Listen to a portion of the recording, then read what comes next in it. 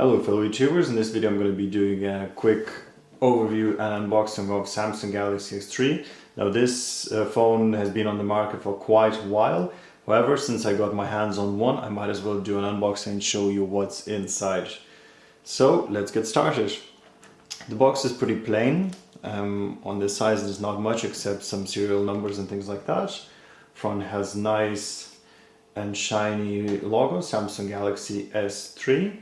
And on the back there's some information about the device, so some functions, let's see, network supported. Now guys, by the way, just before I start, this device could differ from country to country and from network to network, so I'm gonna be reviewing Vodafone version.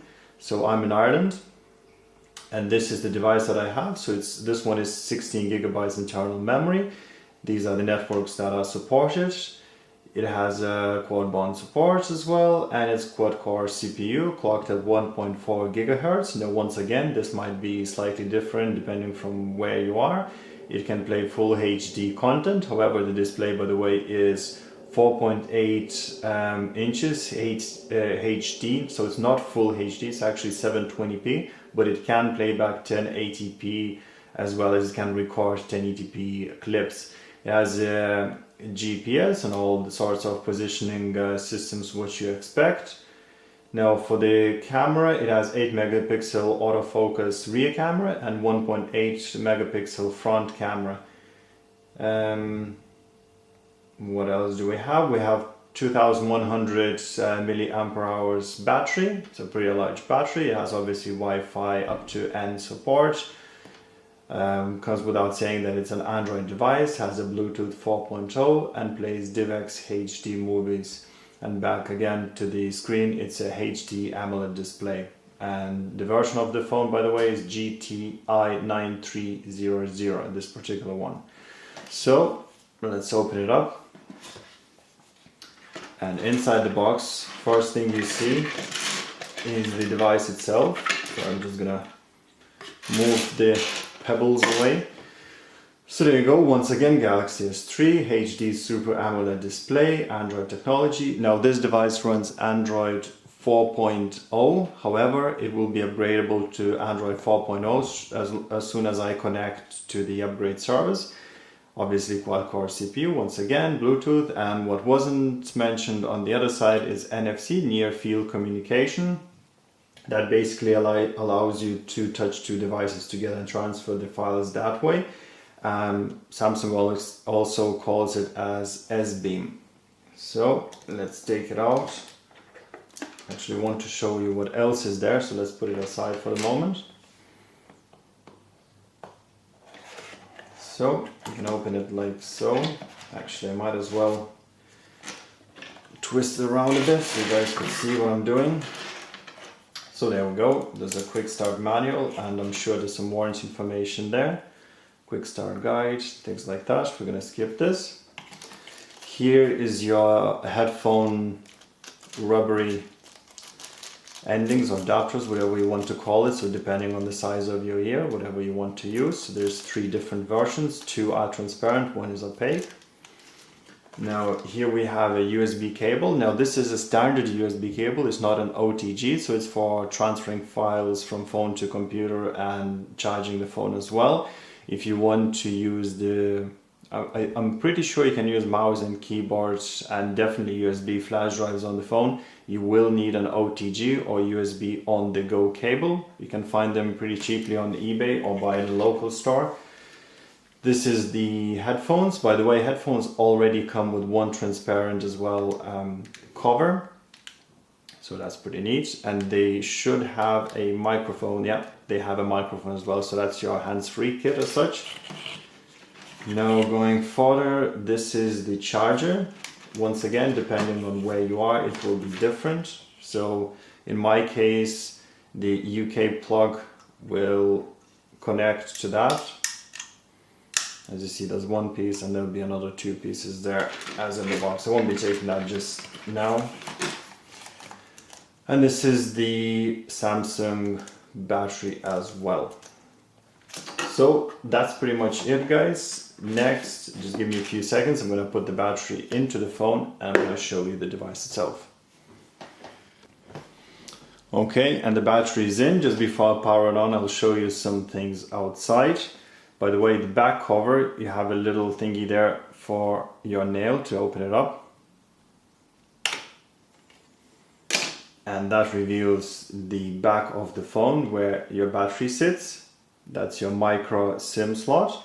And that's your mini SD, or micro SD I should say, card slot. Supports, if I'm not mistaken, up to 64 gigabytes, so pretty handy. Although it already has 16 gigabytes internal storage, you can expand it to pretty much as you need. The battery, as I showed you before, it has a LED flash and a torch if you want to use while filming. That's your 8 megapixel rear autofocus camera, and that's your speaker. On the bottom there's a USB, micro USB connection. I'm going to actually put the cover on. Now the back cover is plasticky. Some people don't really like it, that it's flexy and whatnot. But you can buy different colors from different manufacturers. You can even get aluminum trim cover, which is pretty nice. I might show that to you later on. Now here's your sleep on off button. On this side, volume buttons. Oh, close now. Here's a headphone and microphone jack. Your standard speaker, camera, sensors, proximity sensors and such, and the, I think, light sensor, and, or should I say, illumination sensor. And here you have the notice LED, which basically flashes blue or green depending on what you get or what you miss. And here's your home menu button or task manager button, and obviously on the bottom there's a small pin here for your microphone. So that's about it. Now I did power the phone already, just to go through the basic setup, so I'm going to go straight now to the main menus. And there we go. Once again, it's a GT-I9300. You can see LED there while it's powering on. That would be blinking when you would miss a call, a text, or an email message. And obviously, by the way, you have touch buttons here for the back and for menus. So it tells me to swipe across the screen, and here we go. So that's basically it. Now I'm gonna quickly go into, there we go, it already tells me to get my updates and whatnot, and my network is sending me configuration data. I won't go through much, I'll just mention a couple functions that are worth mentioning. Now first things first, it has a smart stay. So basically it uses the front camera, and when you're reading something while you're looking at the text, it will keep the brightness up. The moment you take your eyes away, that will dim the display and turn it off eventually. It has a direct call. So once you receive a text message, now I don't have any message at the moment, but once you receive text message, you can simply put the phone next to your ear, and that will start a call to the person who sent you the message. What else there? We have a smart alarm, obviously, so let's see if I can find my alarm.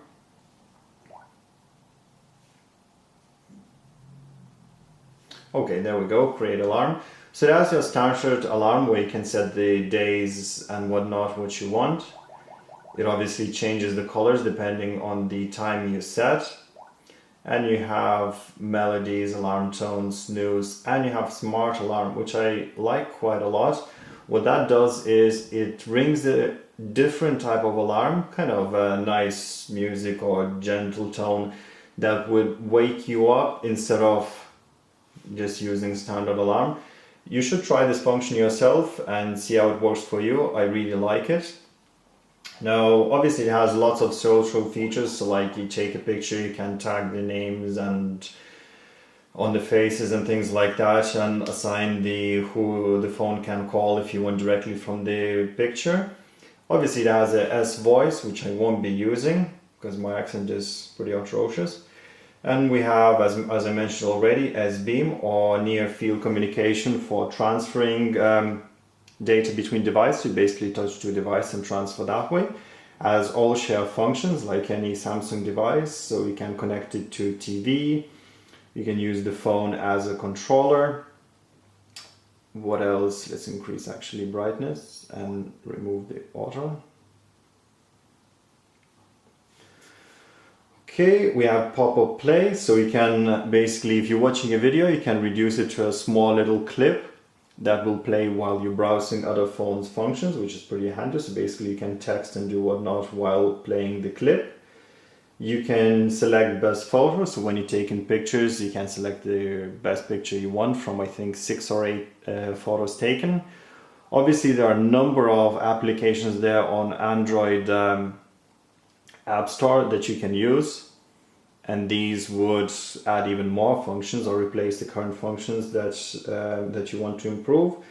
Has a 4.8 screen HD AMOLED display, as you see, it's 720p as I mentioned before. Has advanced security features if you're a business user.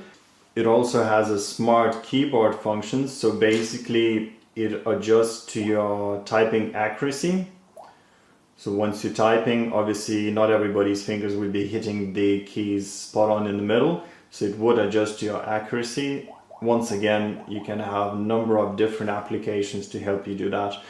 So yeah guys, this is a quick overview of this device. I won't be going through too many details here because I'll bore you to death, and besides, you can find everything on the Samsung website that I will put a link to. So yeah, thanks for watching. If you have any questions, leave them at the comment section down below. I might have this device for a couple of weeks or so, so please ask me as soon as you can and I'll answer it immediately. So yeah, let me know what you think about the device, comment and like the video. Click the subscribe button if you like the video and you want to see more content coming on my channel later on. And thanks for watching. Have a nice day.